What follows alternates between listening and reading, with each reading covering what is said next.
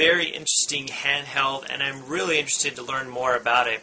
Sony's saying how it's going to be a very powerful handheld, and the visuals on the NGP is going to be comparable to the visuals that are on the PlayStation 3, which is very impressive. Now, there's a lot of different features for the NGP. One of the features I'm very interested in is the actual screen, the OLED screen.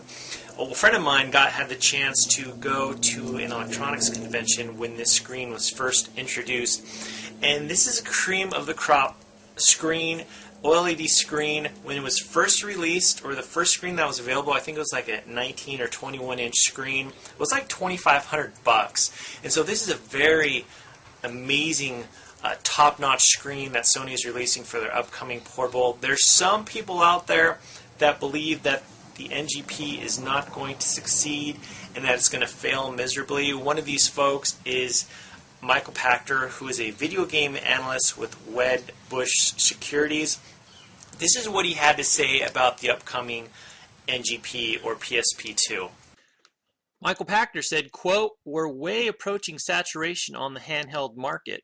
We're starting to see DS hardware sales crack. I think the big Woody of the iPod Touch is cutting into the handheld market.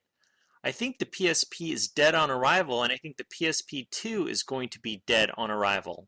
End of quote.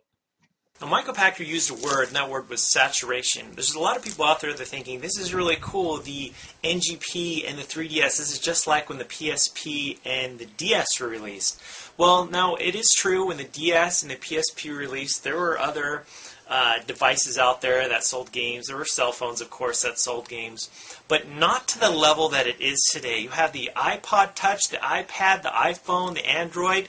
They are selling games like crazy, and I hope I'm wrong, but I think in the long run that the NGP will fail. I really hope I'm wrong, but I think it will. I think it has a lot going against it. I think the 3DS will be a success.